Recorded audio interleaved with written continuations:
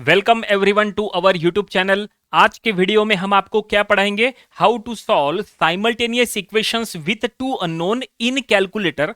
मतलब आपके कैलकुलेटर में आप किस तरह से दो अननोन वाला साइमल्टेनियस इक्वेशन सॉल्व कर सकते हैं, वो आज हम स्टडी करेंगे। और यहां पे हम एक नहीं दो एग्जांपल्स के थ्रू समझेंगे। देखो, ये एक पहला एग्जांपल है और ये एक दूसरा एग्जांपल है। दोनों के थ्रू यहां पे जो भी अननोन्स है वो हम यहां पे फाइंड आउट करने वाले हैं, और ये हम बाय यूजिंग कैलकुलेटर सॉल्व करने वाले हैं। और कैलकुलेटर यहां पे देखिए, हमने यहां पे कैलकुलेटर यहां पे ओपन किया है। हम बस यही कैलकुलेटर का यूज करने वाले हैं। आपके पास फिजिकल कैलकुलेटर होगा। देखो, फिजिकल कैलकुलेटर में आपके पास देखो, या तो ये टाइप का एक कैलकुलेटर हो सकता है। ये है FX991EX नंबर का, और ये है FX991ES प्लस का। तो अभी हमारे पास ये फिलहाल दो कैलकुलेटर है, तो ये दोनों में जो है, ये दोनों में भी हम सॉल्व कर लेंगे। और यहां पे जो आपको कैलकुलेटर दिख रहा है, हम आपको इसमें भी सॉल्व करा के बताएंगे दो अननोन वाला यहां पे साइमल्टेनियस इक्वेशन। चलो देखते हैं किस तरह से ये सॉल्व करना। तो यहां पे सबसे पहले देखो, ये देखिए, यहां पे ये जो दो इक्वेशंस है, ये दोनों इक्वेशंस की तरफ आप ध्यान दो। तो यहां पे क्या अननोन्स है, अननोन्स का अरेंजमेंट सेम होना चाहिए दोनों इक्वेशन में। पहले इक्वेशन में पहले x है, बाद में y है। दूसरे इक्वेशन में भी पहले x है, बाद में y है। हमेशा ध्यान में रखो, अननोन्स का अरेंजमेंट बिल्कुल सेम होना। और यहां पे जो कांस्टेंट टर्म है, कांस्टेंट हमेशा राइट साइड में होना चाहिए। तो यहां देखो, जो कांस्टेंट है जैसे -8 और 100, ये जो है ये दोनों राइट साइड में है। नंबर ऑफ स्टूडेंट्स को हमने देखा है कि वो जब साइमल्टेनियस इक्वेशन सॉल्व करते हैं तो उसमें जो कांस्टेंट टर्म्स है वो इज इक्वल टू के लेफ्ट साइड में होता है, और उसके वजह से प्रॉब्लम का जो आंसर है वो रॉन्ग होता है। तो ऐसा नहीं होना चाहिए, इसलिए कांस्टेंट टर्म हमेशा राइट साइड में होना चाहिए। चलो, अब ये दोनों इक्वेशंस को हम यहाँ पे कैलकुलेटर में सॉल्व करेंगे। ये जो कैलकुलेटर है हमारे पास, जो यहाँ पे फोन है, इससे ये ऑपरेट होगा। तो चलो हम यहाँ पे सॉल्व करेंगे। तो सॉल्व करने के लिए क्या करो, यहाँ पे सबसे पहले मोड ऑप्शन है। देखो, यहाँ पे जो मोड ऑप्शन है हम इसको सिलेक्ट कर लेंगे। तो system equations with two unknown वाला ऑप्शन यहाँ पे हमने सिलेक्ट कर लिया है। देखो, इस तरह से कुछ इंटरफेस हुआ है। और अब आपको क्या करना है, ये पहली जो दो इक्वेशंस है उसमें जो भी x और y का कोएफिशिएंट है वो आपको वहां पुट करना है, और जो इक्वल टू के राइट साइड में कांस्टेंट है वो भी आपको पुट करना है। और जब भी आप कोई नंबर पुट कर रहे हैं, नंबर पुट करने के बाद आपको जो इक्वल टू है वो प्रेस करना है। ठीक है, तो चलो देखो, यहाँ पे x का कोएफिशिएंट क्या है। तो जैसा कि आप यहाँ देख सकते हैं, देखो यहाँ पे x का कोएफिशिएंट 2 है, यहाँ पे y का कोएफिशिएंट 1 है, और यहाँ पे इक्वल टू के राइट साइड में -8 है। ठीक है, तो 2 1 -8 आपको पहले ये पुट करना है। तो हम यहाँ पे पुट करेंगे सबसे पहले 2, फिर इक्वल टू।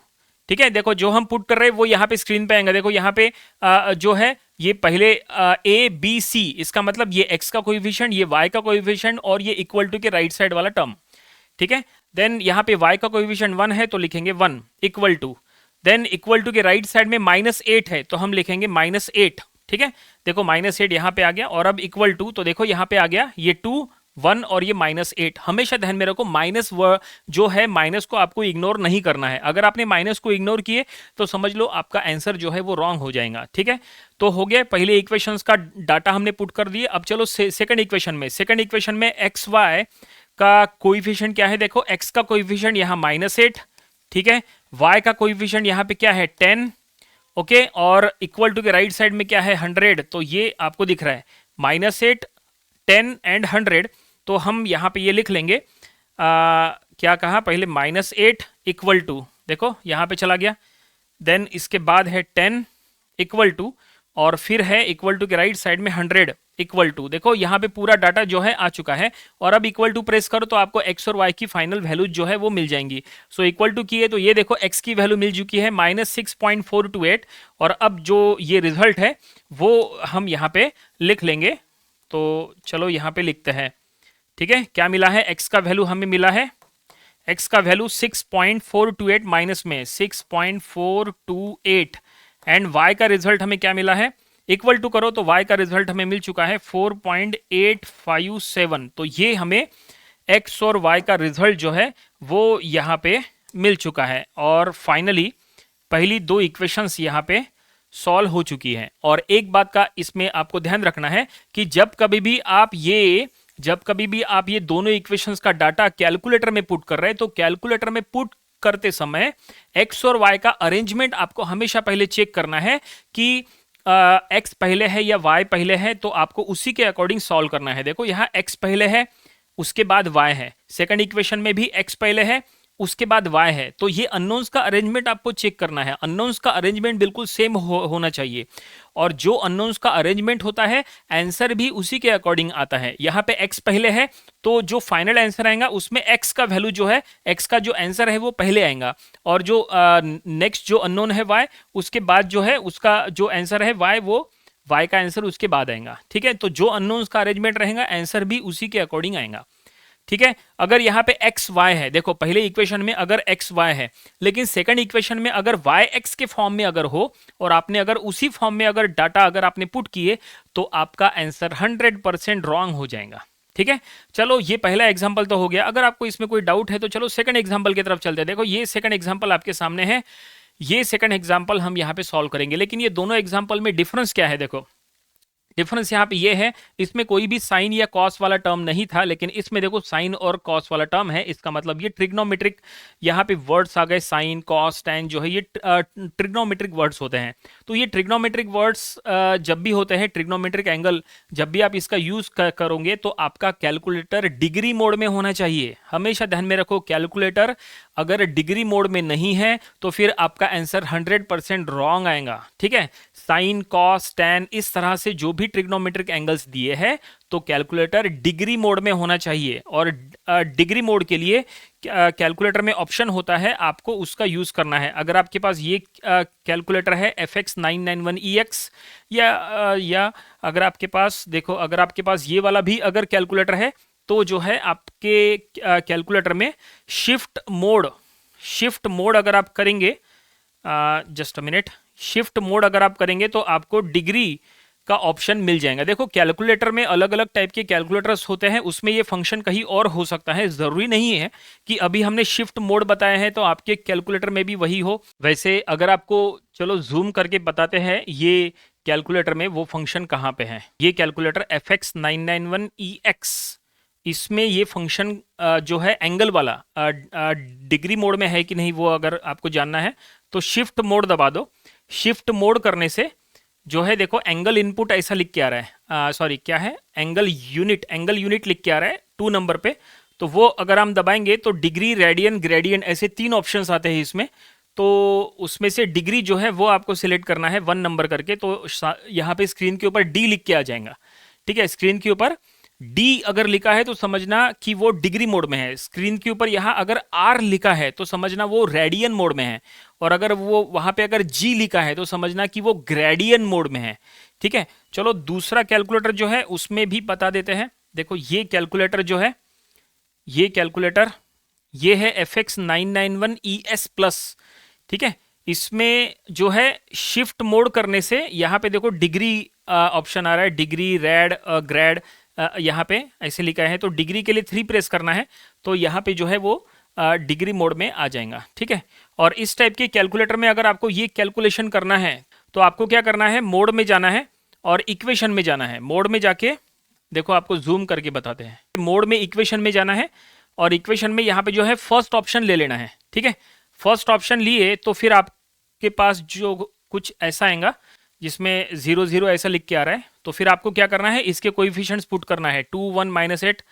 तो हम यहाँ पे लिखेंगे 2 = 1 = -8 = और यहाँ पे लिखना है -8 10 100। तो यहाँ पे हम लिख लेंगे -8 = 10 = 100 = तो ये देखिए पहला आंसर आ चुका है। देखो आपको जूम करके बताते हैं, -6.428 ये इसका आंसर आ चुका है, और इक्वल टू करेंगे तो सेकंड आंसर यहाँ पे आ चुका है 4.857 ये आंसर आ चुका है। ठीक है, इस तरह से। और जो दूसरा कैलकुलेटर है उसमें भी बिल्कुल सेम टू सेम ऐसा ही है। ठीक है, तो अगर आपको ये कैलकुलेटर में समझना है, ये वाला जो कैलकुलेटर है FX991EX, इसमें समझना है तो इसमें समझने के लिए देखो फिर से ये जूम कर रहे हैं इसमें, और अब देखिए इसमें फंक्शन कहाँ पे आता है ये वाला, तो इसमें फंक्शन आता है शिफ्ट करके, नहीं शिफ्ट नहीं करना है, इसमें डायरेक्टली मेनू दबाना है, और ये मेनू दबाने के बाद यहाँ पे आपको ऐसे स्क्रॉलिंग करना है और इक्वेशन ढूंढना है। ये देखो इक्वेशन के आगे ए लिखा है तो ए प्रेस करना है, यहाँ पे पिंक कलर में ए है। ए प्रेस करने के बाद यहाँ पे दो ऑप्शन है, साइमल्टेनियस इक्वेशन और पॉलिनोमियल इक्वेशन।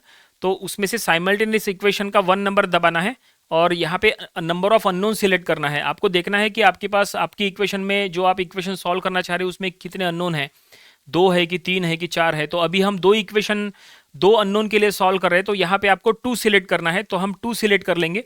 तो यहाँ पे अब आपको डाटा पुट करना है। डाटा पुट करने का टेक्निक जो है बिल्कुल वही रहेगा जो इसके पहले पुट किए थे। यहाँ पे जैसे हमने लिखे 2 1 -8 -8 10 100, बिल्कुल वैसे ही यहाँ पे पुट करना है और फिर इक्वल टू करना है। तो आपको पहला जो आंसर आएगा, पहला आंसर जो है वो x का आएगा और दूसरा जो आंसर है वो यहाँ पे y का आएगा। ठीक है, समझ गए? तो ये दोनों कैलकुलेटर में हमने आपको बता दिए, लेकिन ये पूरा एक ही एग्जांपल हो गया। चलो अब नेक्स्ट एग्जांपल, ये एग्जांपल सॉल्व करने का रह गया जो कि साइन और कॉस के फॉर्म में है, जिसके लिए कैलकुलेटर डिग्री मोड में होना चाहिए। तो ये जो हमने यहाँ डिजिटल बोर्ड पे ये जो आपको कैलकुलेटर दिख रहा है ये ऑलरेडी डिग्री मोड में है, तो इसको हमें चेंज करने की ज़रूरत नहीं है। अगर डिग्री मोड में नहीं है तो आपको फिर चेंज करना है। तो ये दोनों इक्वेशंस को सॉल्व करने के लिए इसको हम थोड़ा सा क्लियर कर लेते हैं। तो ये देखो, ये क्लियर कर लेते हैं, ये क्लियर हो चुका है। ठीक है, इसको अगर फिर से प्रीवियस मोड में लेके आए तो ये प्रीवियस मोड में आ चुका है।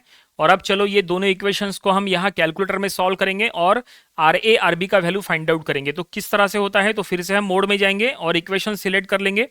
इक्वेशन में दो अननोन वाला जो साइमल्टेनियस इक्वेशन का जो ऑप्शन है, देखो solve system equations with 2 unknown, ये हमने सिलेक्ट कर लिया है। ऐसा इंटरफेस आया है देखो। और अब आपको यहाँ पे आर ए आर बी का जो कोइफिशिएंट है वो आपको पुट करना है। लेकिन पुट करते समय यहाँ पे सबसे बड़ी प्रॉब्लम देखो क्या हो सकती है। सेकंड इक्वेशन में देखो, फर्स्ट इक्वेशन ठीक है, सेकंड इक्वेशन की तरफ आप ध्यान दो। सेकंड इक्वेशन में पहले आर बी है, बाद में आर ए है। थोड़ी देर पहले हमने क्या कहा था, अननोन्स का अरेंजमेंट सेम होना चाहिए। पहले इक्वेशन में जो अननोन का अरेंजमेंट है सेकंड इक्वेशन में भी बिल्कुल वैसा ही होना चाहिए, या उल्टा बोलो कि सेकंड इक्वेशन में जो अरेंजमेंट है फर्स्ट इक्वेशन में भी वैसा ही अरेंजमेंट होना चाहिए। ठीक है, तो देखो फर्स्ट इक्वेशन में आर ए पहले है, फर्स्ट इक्वेशन में क्या है, आर ए पहले है, आर बी बाद में है। तो सेकंड इक्वेशन में भी आर ए पहले होना चाहिए, आर बी बाद में होना चाहिए, वो यहां नहीं है। तो ध्यान में रखो, कैलकुलेटर में जब आप डाटा पुट करोगे तो सेकंड इक्वेशन का डाटा पुटअप करते समय आर ए का वैल्यू पहले लिखना, आर बी का वैल्यू बाद में लिखना, नहीं तो आपका आंसर 100% रॉन्ग हो जाएगा। चलो अब यहाँ पुटअप करना स्टार्ट कर लेते हैं। तो यहाँ पे देखो पहले इक्वेशन में आर ए का कोइफिशिएंट क्या है, साइन 30। आर ए का कोइफिशिएंट साइन 30, तो यहाँ हम लिख लेंगे साइन ऑफ 30, ब्रैकेट पूरा करना है। देखो ब्रैकेट जो है साइन 30, साइन जब आप साइन का बटन प्रेस करोगे तो ओपनिंग ब्रैकेट आता है लेकिन क्लोजिंग ब्रैकेट नहीं आता, तो वो आपको क्लोज करना पड़ेगा। ठीक है, साइन 30 फिर इक्वल टू करो। देखो साइन 30 का वैल्यू 0.5 यहाँ आ गया। अब देखो आरबी का कोएफिशिएंट क्या है, cos 60, cos ऑफ 60। लेकिन यहाँ गलती देखो क्या होती है, गलती ये होती है कि cos के सामने देखो यहाँ माइनस है, तो माइनस यूज नहीं करते, तो माइनस को भी यूज करना है, माइनस cos 60। अगर आपने माइनस छोड़े तो समझ लो आपका प्रॉब्लम रॉन्ग हो गया। तो ये हम यहाँ लिख लेंगे minus cos of 60, bracket complete. ये देखो माइनस cos 60 फिर इक्वल टू करो, तो ये उसका वैल्यू यहाँ चला गया। ठीक है, और अब इसके बाद यहाँ पे इक्वल टू के राइट साइड में क्या है, माइनस 23.6। इक्वल टू के बाद जो टर्म है वो माइनस है, तो माइनस के साथ लिखो माइनस 23.6। ठीक है, ये लिखे हमने, और इक्वल टू वो देखो पहले इक्वेशन का डाटा चला गया। सेकंड इक्वेशन का डाटा पुट करेंगे, लेकिन सेकंड इक्वेशन का डाटा पुट करते समय आर ए का वैल्यू पहले लिखो। देखो आर ए आपको आर ए का वैल्यू पहले लिखना है, आर बी का वैल्यू जो है वो आपको बाद में लिखना है। ये बात का आप ध्यान रखो, नहीं तो अगर आपने आर बी पहले लिखे तो रॉन्ग होना है। तो आर ए का कोएफिशिएंट क्या है, 1 है, तो यहाँ लिख लो 1। देखो 1 हमने लिखे इक्वल टू, और अब आर बी का कोएफिशिएंट क्या है, माइनस साइन 36.86, माइनस के साथ तो लिख लेंगे माइनस साइन 36.86 ब्रैकेट पूरा, इक्वल टू के राइट साइड में है 50, तो यहाँ लिख लो 50। ठीक है, इक्वल टू, तो फाइनली हमने डाटा पूरा पुटअप कर लिया है। पहले sine 30 equal to minus cos 60 equal to minus 23.6 equal to इसका कोएफिशिएंट 1 इक्वल टू इसका कोएफिशिएंट माइनस साइन और इक्वल टू 50। आपके माइंड में आएगा कि इसमें साइन कॉस है, लेकिन इसमें कुछ भी नहीं है, तो क्या ये प्रॉब्लम रॉन्ग है? ऐसा नहीं है। जरूरी नहीं है कि सभी में साइन कॉस हो, जरूरी नहीं है, किसी में हो सकता है, किसी में नहीं हो सकता है, कोई दिक्कत नहीं है। तो ऐसे में आर ए का कोएफिशिएंट 1 हो जाएगा।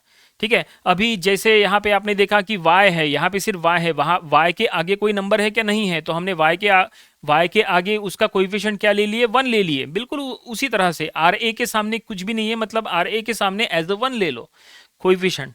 तो इस तरह से, ठीक है, कंफ्यूज नहीं होना है। बस हमने यहाँ पे डाटा पुट अप कर लिया है, देखो कैलकुलेटर में इक्वल टू करो तो देखो आंसर, ये आंसर आ चुका है 195.216। ये x का वैल्यू है, देखो x यानी क्या है, x यानी पहला अननोन। देखो कैलकुलेटर में जब भी आप सॉल्व कर रहे हैं तो x और y के फॉर्म में ही आंसर आएगा, है ना। इक्वल टू जब आप प्रेस करोगे ना तो x इज इक्वल टू, फिर इक्वल टू प्रेस करोगे तो y इज इक्वल टू, ऐसा आएगा। लेकिन लिखते समय आपको x और y ऐसा नहीं लिखना है। लिखते समय आपको जो वेरिएबल का नाम है आपको वही देना है।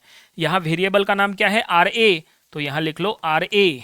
ठीक है, क्या आया है 195 पॉइंट क्या है 716, ये है आर ए। और अब आर बी का वैल्यू भी हम लिख लेंगे, इक्वल टू करो, आर बी का वैल्यू देखो आ चुका है 242.916। तो ये हमें finally R A R B का वैल्यू मिल चुका है, जो हमें यहाँ पे फाइंड आउट करने के लिए कहा था, जो अननोन फाइंड आउट करने के लिए कहा था, वो ये हमने फाइंड आउट कर लिए। और फाइनली उम्मीद करते हैं कि आपको ये दोनों इक्वेशंस किस तरह से हमने ये साइमल्टेनियसली सॉल्व किए हैं बाय यूजिंग कैलकुलेटर, ये आपको समझ में आया होगा। यहाँ पे हमने वो कैलकुलेटर बताया है जो जनरली अपने प्ले स्टोर से जब आप डाउनलोड कर लेते हैं तो प्ले स्टोर से जो कैलकुलेटर डाउनलोडेबल होता है वो ऐसा कुछ दिखता है, तो उस पर भी हमने आपको सॉल्व करके बता दिए। और जो फिजिकल कैलकुलेटर होता है जो आप एग्जाम हॉल में ले जाते हैं, उस पर भी हमने यहाँ पे ये सॉल्व करके बता दिए। उम्मीद करते हैं कि पूरा आपको ये कैलकुलेशन पार्ट समझ में आया होगा। आज की वीडियो में फिलहाल इतना ही, मिलते हैं नेक्स्ट वीडियो में। Thank you very much.